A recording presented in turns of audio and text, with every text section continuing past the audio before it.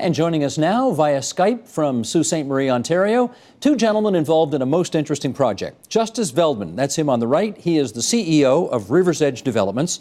And Martti Lemieux on the left is the design director of something called Mill Square, which we're going to find out more about now. Gentlemen, it's good to see you again. I met you on my recent trip up to the Soo and heard about what you were doing, and I want to find out more about the old paper mill that your company, Justus, has purchased, which was in business from 1895 till just a couple of years ago. You've bought it. It's the old St. Mary's paper mill site. What do you want to do with it? We would like to entrench it in the fabric of Sault Ste. Marie and include the 38 acres of land that the paper mill used to function on as part of the downtown development of the city. And Martti, what have you got in mind? Because you're the guy, I guess, who has to bring that vision to life. Yeah, I think a lot of what we're doing when we started out was just making the messy make sense on the project, seeing what in the community is actually desirable, measure that against what's feasible, and then get down from the clouds onto the concrete and see what's actually viable in there, in Sault Ste. Marie. Justus, this site, of course, had one particular use for over 100 years. So I wonder, how difficult is it now to repurpose it for a completely different use? There's some immediate site remediation requirements which have been completed from a building cleanup and asbestos removal and hazardous material cleanup on the site. But the most interesting component of the project is that we were able to salvage 5 very significantly historical buildings on the site, namely Richardson Romanesque construction that was envisioned by Francis Clerc back in the late 1800s, early 1900s, and the ability to restore those buildings and create an urban environment that talks to people per square foot and people to enjoy, and you can feel the energy that used to flow through that plant, through those old historical buildings, is phenomenal. So, Martti, let's just be a little clear about this. There are these very old buildings there that Francis de Clerc, was that his name, who set these up more than 100 years ago, and you are not knocking them down, right? You're trying to restore them? Correct. So Francis H. Clerc, he commissioned these buildings. Francis H. Head was the architect, and even in 1900, in Canadian Magazine, those buildings were referred to as the most stately example of industrial architecture in Canada. So we're sitting on a very unique architectural site in Canada. It's actually the largest standing site of industrial Richardsonian Romanesque buildings. And in your view, are these buildings not so far gone that they're actually salvageable? Oh, very much so. For instance, we have one of the buildings we call the General. We have the General, we have the machine shop, the yard locker, the pulp tower, and the board mill. The General building right now has been acquired by Algoma University by the Algoma Conservatory of Music to build out their music program. The machine shop, we've hosted upwards of 6, 7 really successful events in there. We've even had Gian Gomeshi up here when he was blogging his book.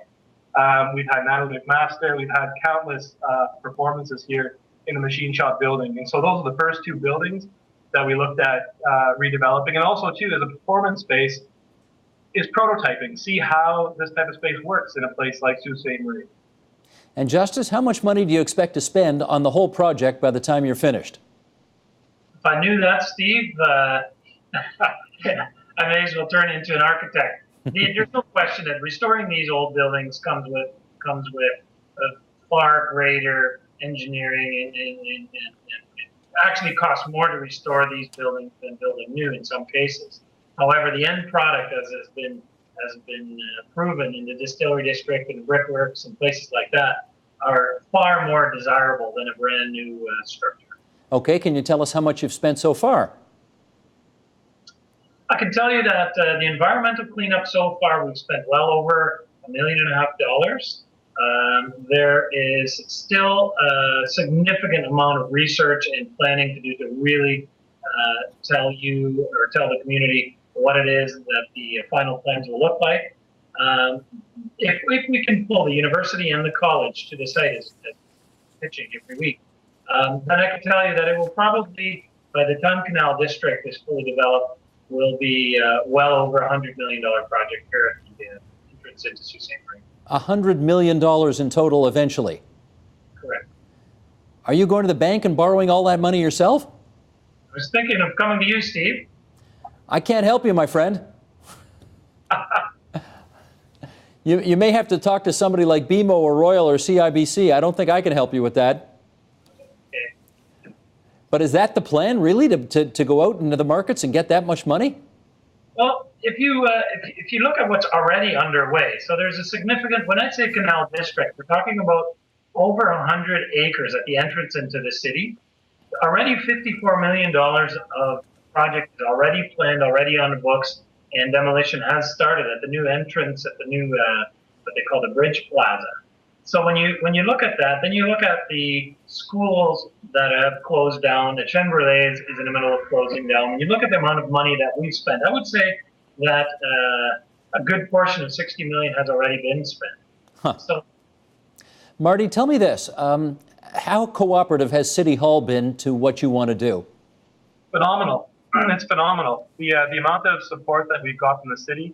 Well, it also comes down to the plan that you're looking at implementing. And the city has been fortunate to have some people that have worked long term on building really community oriented projects in Sault Ste. Marie, and has significantly worked on redeveloping its waterfront. So we've had tremendous support within the city, but we also have a vision that's realistic, something that's chewable for the city to work on. And tell me this, Marty, you know, over the years, that mill has been in trouble many times when it was operating as a mill. And I wonder whether you had any people come up to you who are not happy with what you're doing because they had sort of hoped against hope that it could still survive as a mill in its original form. Well, I don't know. I can speak to it experientially. So I was born and raised in Sault Ste. Marie. I worked in Toronto for 12 years before moving back. And the Sault has a reputation for being a 1.5 horse town. You know, you had steel and paper, and one of those horses generally had a hobbled leg. And so now with the paper industry, people are just thankful that there's actually a large enough project that can actually bring jobs back and actually have a central location in Sault Ste. Marie that's attractive for actually retaining and attracting people to Sault Ste. Marie. So for you, this project really hits home. This is a way to revitalize much of your hometown. Well, very much so. You know, when you look at specifically my demographic, we have a lot of my generation. We've lived in Toronto, Montreal, Vancouver. We've lived in Helsinki, in Denmark, and a lot of us have come back home now. And we're bringing that knowledge that we have, the experience we've had, back to our hometown. But so your background is Finnish, right? My mother's from Latvia and Finland, and my father is a Frenchman, and he's been here since the 1600s. Fantastic. Now, okay, then I get the connection that you have to this project. But Justus, how about you? Where are you from originally? We're based in Tillsonburg, Ontario, and purchased our first property in Tillsonburg, Ontario, and redeveloped it. And but before that, I was born in the Netherlands and immigrated when I was 9 years old. So you moved from Tillsonburg to the Sault to do this project, is that right? That's correct. We just recently moved to Sault Ste. Marie to see this project through its final stages. Are you married? Yes, married and 2 children. And what do they think about moving from Southern Ontario to Sault Ste. Marie? It's a change. It's a very drastic change, but it has its pluses. There's a very warming community up here, and Sault Ste. Marie is a good place to live. What I'm trying to push you on a little bit here is whether or not your family members are really all that keen about moving so far away from where they grew up. I can not put words in my wife's mouth, but I can tell you that she spends a week of every month down in Tillsonburg with her family and friends. And it will take a while to settle into this community, there's no question. But as I said before, we feel welcome. We have a really interesting project on our hands. And the people from Sault Ste. Marie would like to support, we feel the support that they would like to see this project through and have given every assistance that they have to make us feel welcome and help us see the project through. Because, Justus, that's one of the things we often hear about trying to move from, say, the south of the province to the north, not just the Sault, anywhere in Northern Ontario, is that For you, you're deeply involved in this new project and you've got lots going on. For the rest of the family, it's a case of no support system, no friends necessarily when you move there, and there's a real feeling of isolation. And I'm wondering if are you experiencing that? Initially, when we moved here, I had the luxury of traveling back and forth before we made the decision to move to this community for a year or so. And my wife ended up spending the summer of 2012 here, so she was able to make some friends and create a base before we made the final decision to move here. So again, as I say, the support has been tremendous. We have made some very good new friends here in the community, and we feel very welcome, and I would say almost at home. And when you have finished everything you want to finish on this project, what year do you think it will be? It's an excellent question. If we continue to get the support through the year 2014, I would say that it would be a success if we could have some final plans ready for build the end of 2014, early 2015, to start significant construction and restoration in 2015. 2015. So are we looking at potentially the end of the decade before you're finished with this thing entirely? I would say that it would be well beyond the decade that construction will happen within Canal District. I think we've, together with the city, spawned a really interesting new gateway to the city, and it will take well beyond a decade to complete and to continue to evolve. And Martti, last question to you. What would it mean to you as a native of the Soo to see this thing finished in all the splendor that you hope it eventually will be?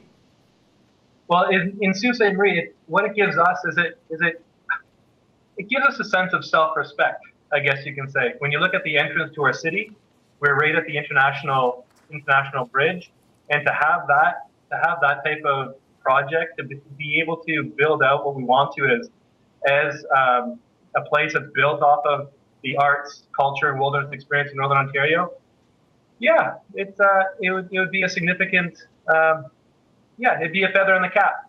It's something for the community. And how do you think it would transform the city itself? It's a catalyst. Right now we have a typical problem that you'll find in a place like even cities like Hamilton, where you run corridors straight through the middle of your city. You lose your central gathering places. And what this project enables that to happen is that central gathering place. It's that people per square foot. It's like